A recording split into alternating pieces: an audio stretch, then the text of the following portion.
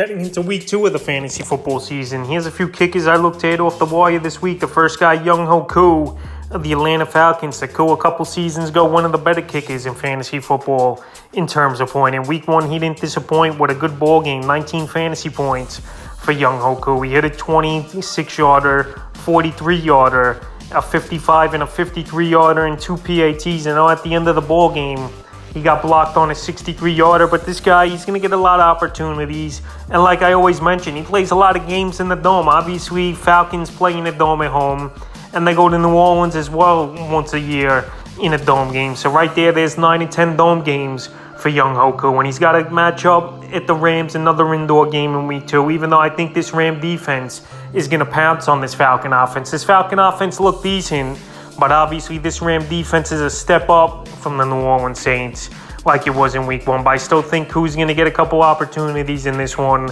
And right now, he was the guy a lot of people overlooked coming into the season. And he's available in 72% of fantasy leagues. The next kicker is Cade York of the Cleveland Browns. So York, he's got a big boot, and he was drafted in the 4th round of the NFL draft this season here. So York had a great week 1 with 16 fantasy points, hitting a 27-yarder, 35 and a 37-yarder, and he hit a 55-yarder easily through the uprights and 2 extra points, including a game-winning field goal with about 20 seconds left to win the ball game versus the Carolina Panthers. So Cade York, a lot of hype coming out of college for him, and this guy's got a boot, and like I said, he could kick 60-plus if he wanted to. According to the reports, he was hitting 69-yarders in warm-ups before the game in week 1. So right here, Cade York, he's a guy with a big leg.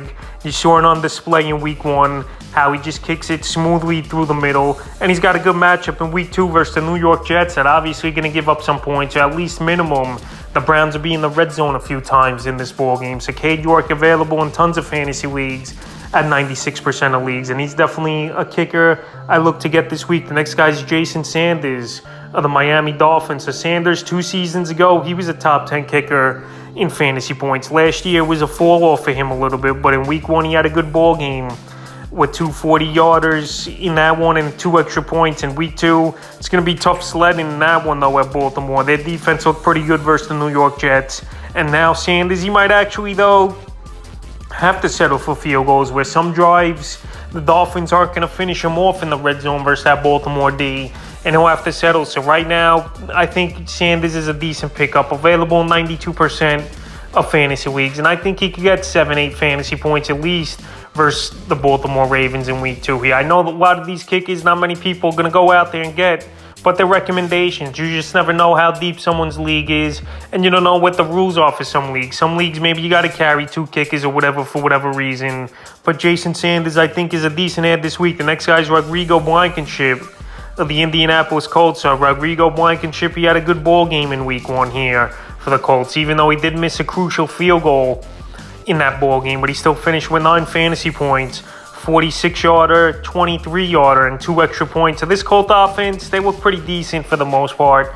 They got good weapons. I know it was disappointing for the Colts to tie the ball game at the Houston Texans, but it could have been worse for them as they were down 20-6 in this one. So Blankenship and the Colts go to Jacksonville in week 2, and we know the Jaguars pretty much can't stop anybody on defense here. So I think this Colt team's going to be in the red zone early and often in this ball game. And I think Blankenship, he could get anywhere from 7 to 10 fantasy points in that ball game as well. And right now, he's available in tons of fantasy leagues at 76%. And the 5th and final kicker I looked at off the wire this week's Greg Joseph of the Minnesota Vikings. It's surprising to me, Joseph, he wasn't drafted in pretty much 80% or more fantasy leagues because he's on a high-powered offense. He's got one of the best boots in all the league from what we saw last season with him in his first season in Minnesota. And he's a guy that's going to play a lot of indoor games as well, at least 8 or 9 games indoors this season, not including, obviously, road ball games versus dome teams. So right here, week 2 at Philly, it could be a tough kicking atmosphere